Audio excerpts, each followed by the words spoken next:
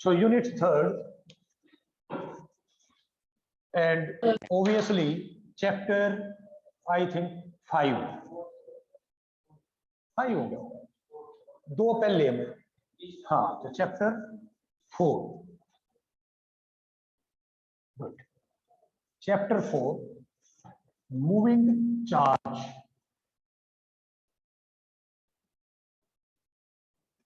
And magnetism.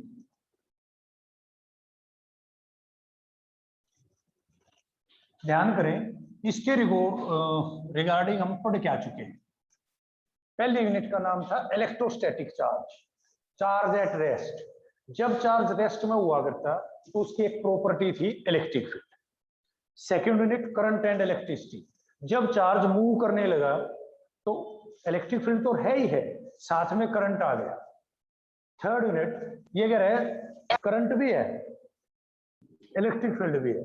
जब charge चल रहा है रेस्ट में, जब चार्ज चल रहा है तो उसके पास मैग्नेटिज्म आ गया। And that thing is measured first of all in 1820 by Oersted, और इसका नाम दिया उसने Oersted experiment. Oersted experiment, Oersted the name of scientist. in 1820 Oersted observed that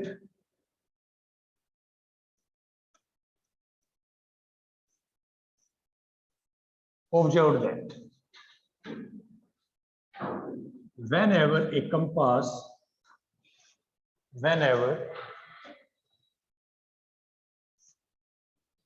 a compass needle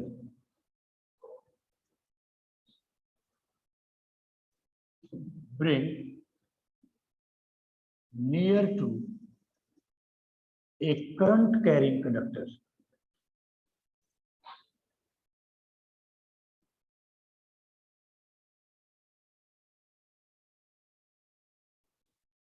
it shows deflection.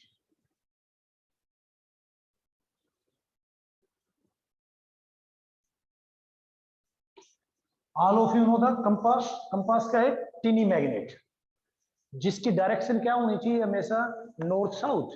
अर्थ के magnetic field की वजह से हमेशा वो नॉर्थ साउथ में लाई कर रही थी compass.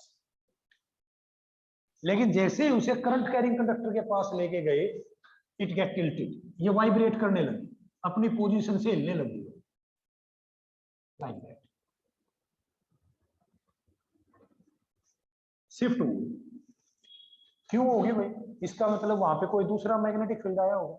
That field is because of a current carrying conductor और current carrying wire. First of all इसको किसने ऑब्जर्व किया? ओरेस्टेड ने। कब किया? 1820। That means there is a magnetic field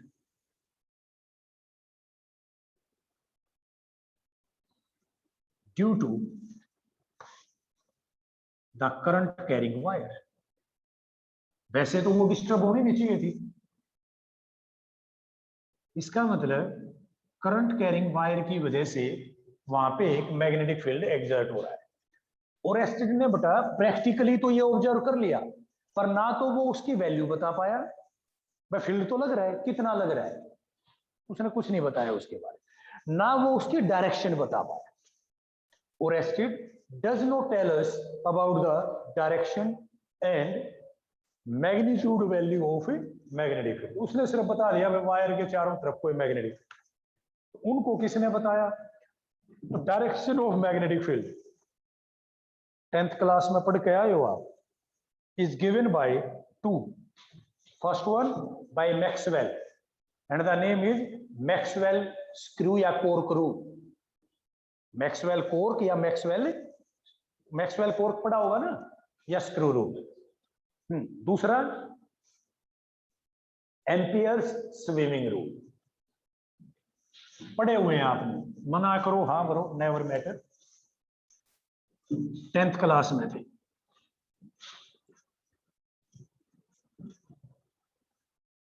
the direction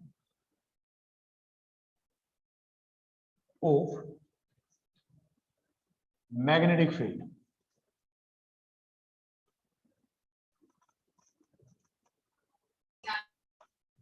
around the conductor या wire is given by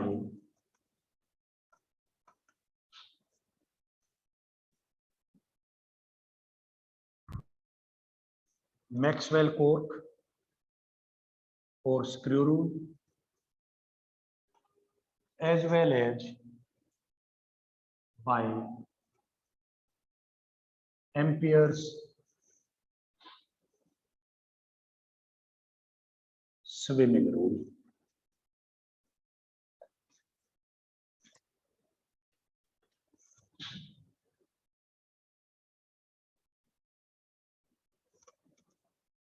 The direction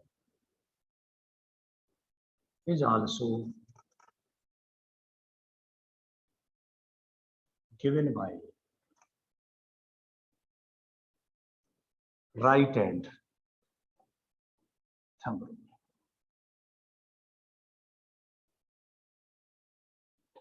अब मैं इनको वन बाय वन डिस्कस कर लेता हूं।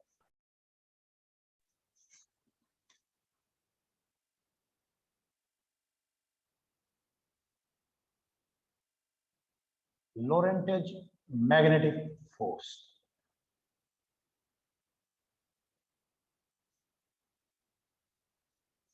बेटा लोरेंटेज ने यह बताया कि एक मैग्नेटिक फील्ड एक चार्ज पार्टिकल पे कितनी फोर्स लगाएगी। इसने ये नहीं बताया मैग्नेटिक फील्ड कितना होगा, ध्यान करना। इसने ये बताया कि एक चार्ज पार्टिकल को अगर हम मैग्नेटिक फील्ड में छोड़ दें तो मैग्नेटिक फील्ड भी तो फोर्स लगाएगा। एक तो इलेक्ट्रिक फील्ड फोर्स लगाया करता F = क्या हुई, ये अगर मैग्नेटिक फील्ड भी फोर्स लगाएगा तो कितनी फोर्स लगाएगा। It is observed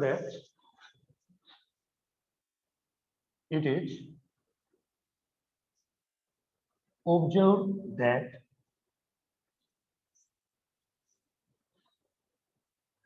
the force on a charge particle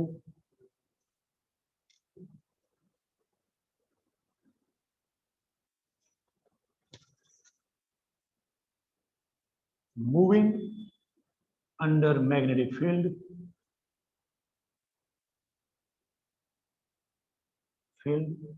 is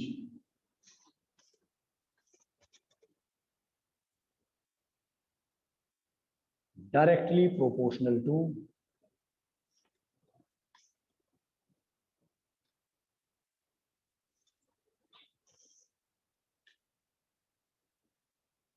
magnitude of charge.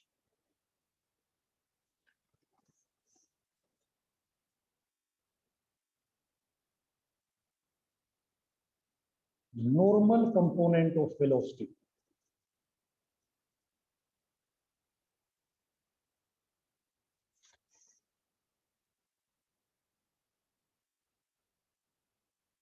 applied magnetic field.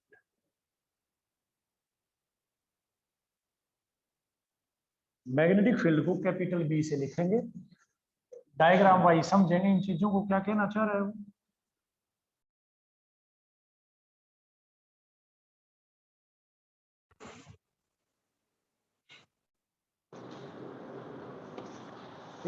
एक जगह मैग्नेटिक फील्ड लग रहा है B अलोंग एक्स एक्सिस, समझ लो, और चार्ज पार्टिकल जा रहा है यहां पे क्यों, इसके साथ एंगल बना रहा है थीटा और इसकी वेलोसिटी है v। तो इस v के दो कंपोनेंट होंगे, एक इस तरफ v sin थीटा और एक इस तरफ v, तेरा इस v cos थीटा कोई लेना देना नहीं है। फोर्स उतनी ज्यादा होगी जितना ज्यादा चार्ज होगा, फोर्स उतनी ज्यादा होगी जितना ज्यादा v sin थीटा होगा। नॉर्मल कंपोनेंट, नॉर्मल मतलब परपेंडिकुलर कंपोनेंट, किसके, मैग्नेटिक फील्ड के। That is F is directly proportional to QVB sin theta. तीनों को इकट्ठा कर दिया, क्यू वी बी बाद में लिख दिया साइन थीटा, और F is K Q we B sine theta. But experimentally the value of K is 1। Experimentally हमने कैलकुलेट किया, बार बार वैल्यू के की क्या आ रही है, 1 आ रही है। So F becomes q we B sine theta.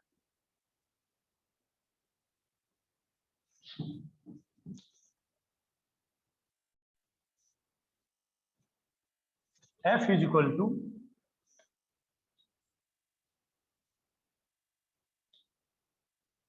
Q we B sine theta. ये हमने पढ़ दिया। एफ किसके बराबर है, Q we B sine theta के बराबर है। इन वेक्टर फॉर्म अगर कोई कहे भाई वेक्टर फॉर्म में बताओ फोर्स की डायरेक्शन क्या होगी, तो हम क्या करेंगे, F vector is equal to q v cross B. 11th class में हमने पढ़ा है A cross B means A B sine theta, v cross B v B sign.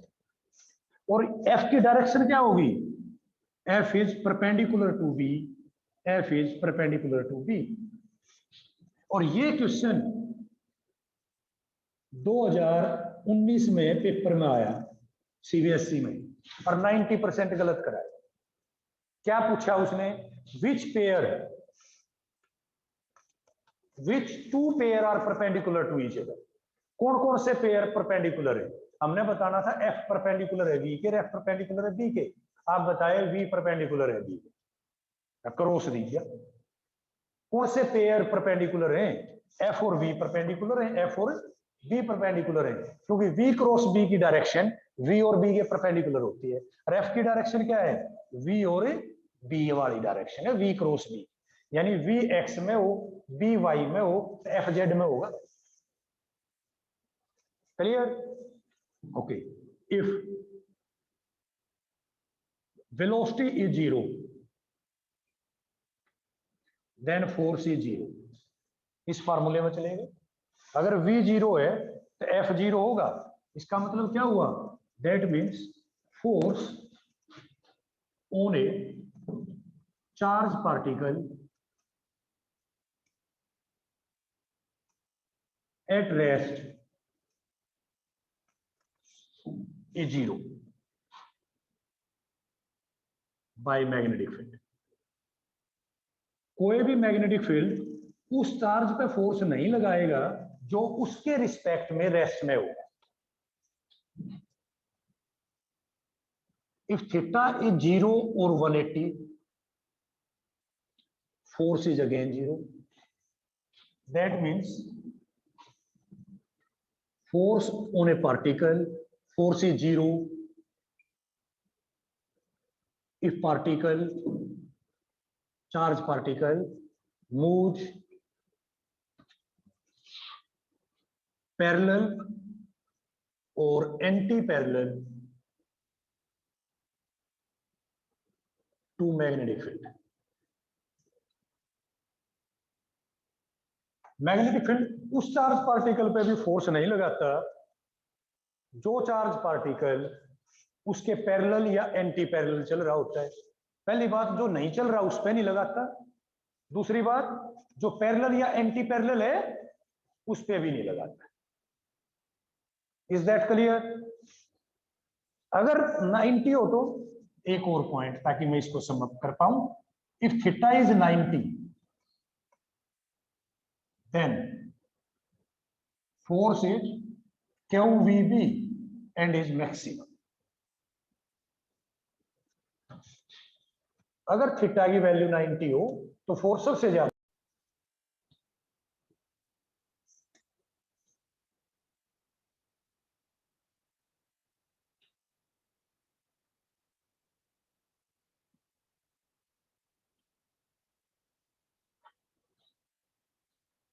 Magnetic field.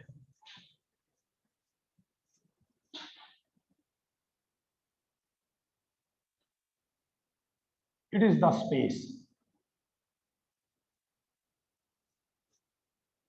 around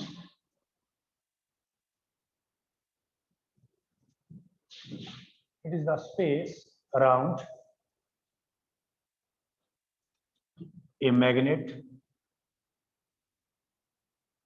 और अभी अभी हमने बताया सिर्फ मैग्नेट का मैग्नेटिक फील्ड नहीं था, और भी कहीं था। कहां था? और अराउंड, अराउंड हो गया है वहां एक current carrying wire,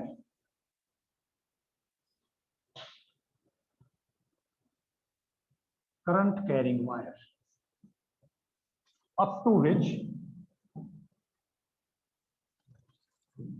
which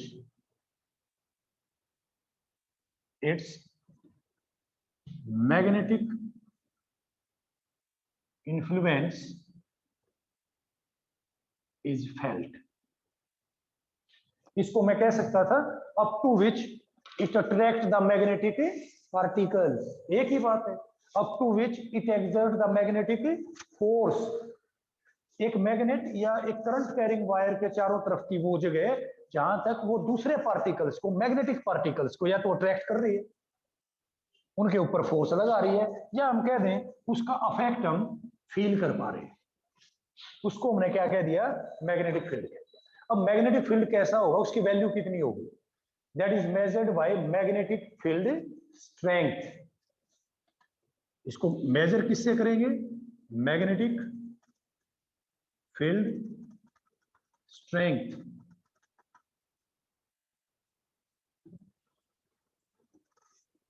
magnetic field induction भी बोलते हैं इसको, स्ट्रेंथ या इंडक्शन। मैग्नेटिक फील्ड इंडक्शन है तो मैग्नेटिक फील्ड, जैसे वहां पे था इलेक्ट्रिक फील्ड, उसको मेजर किससे कर रहे थे? Electric field intensity, electric field strength से, ई से। तो मैग्नेटिक फील्ड स्ट्रेंथ या मैग्नेटिक फील्ड इंडक्शन, इसको लिखेंगे कैपिटल बी से। होगा क्या ये? कितना होगा? बी की वैल्यू हमें बताएगी जो फील्ड है वो वीक है या स्ट्रॉन्ग है। क्लियर होगी ये चीज? आसान है। अब डेफिनेशन कैसे लिखी जा रही है वो मैं बता रहा हूं। हमने पढ़ा था एफ किसके बराबर है? Q we B sine theta. As, ये आप एज बेशक मत लिखना, एफ की वैल्यू थी Q we B sine theta. मैं डेफिनेशन बनानी बता रहा हूं बस आपको, आप डायरेक्ट डेफिनेशन लिख सकते हैं। If Q is 1, v is 1, theta is 90, then f is, यहां से मैंने डेफिनेशन उठाई, मैग्नेटिक फील्ड है B, किसके इक्वल है? फोर्स के। कब? जब चार्ज पार्टिकल की वैल्यू 1 हो, वेलोसिटी की वैल्यू 1 हो और थीटा की वैल्यू 90। समझ में आ गए? इसी को इंग्लिश में आपको कन्वर्ट करना है। Magnetic field strength, it is defined as the magnetic force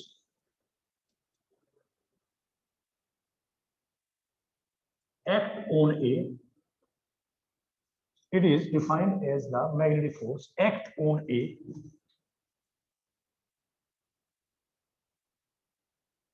unit charge। Value कितनी है इसकी? 1 है। तो unit charge moving with unit velocity normal to, normal का मतलब आ गया बेटे परपेंडिकुलर 90 डिग्री। किसके साथ था एंगल? मैग्नेटिक फील्ड के साथ था। चार्ज V का एंगल किसके साथ था? B के साथ। तो normal to magnetic.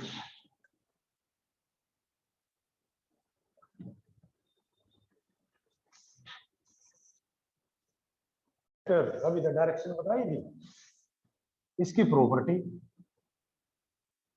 It is a vector quantity.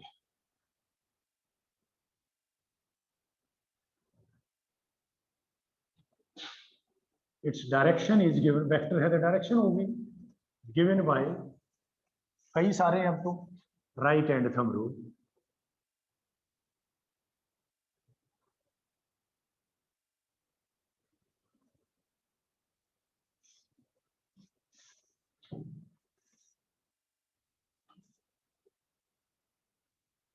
its SI unit is Tesla, E से रिप्रेजेंट करेंगे, और वेबर पर मीटर स्क्वायर, इसको लिखेंगे वेबर पर मीटर स्क्वायर।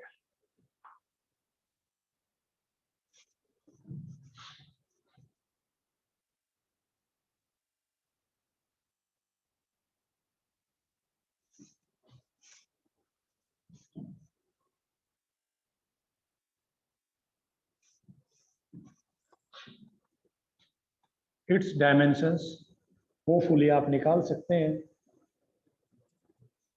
आने चाहिए, निट में तो आ जाता है ये, फिर उड़ जाते हैं आप। भाई बी का फार्मूला क्या है यहाँ पे, F by q we. B F के dimensions m1 l1 t-2।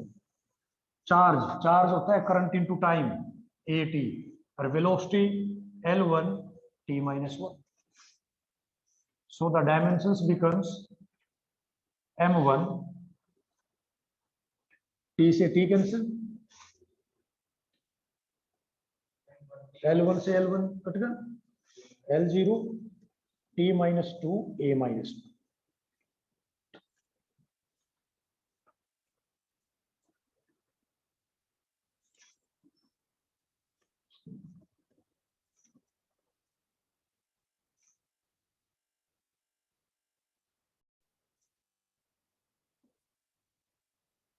its CGS unit is gauge, or another name sometimes Oersted is also used, and one gauge is 10⁻⁻⁴ Tesla। one gauge is 10⁻⁻⁴ Tesla। gauge को capital G से लिखे,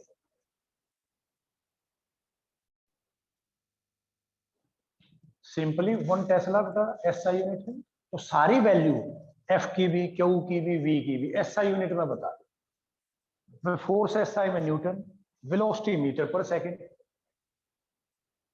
charge 1 coulomb. We said the magnetic field is said to be 1 tesla if a charge of 1 coulomb moving with velocity of 1 metre per second normal to the magnetic field, यानी angle is 90, experienced a force of 1 newton. इसका मतलब उस point पर कितना magnetic field लग रहा है, 1 Tesla. Is that clear? मेरे ख्याल से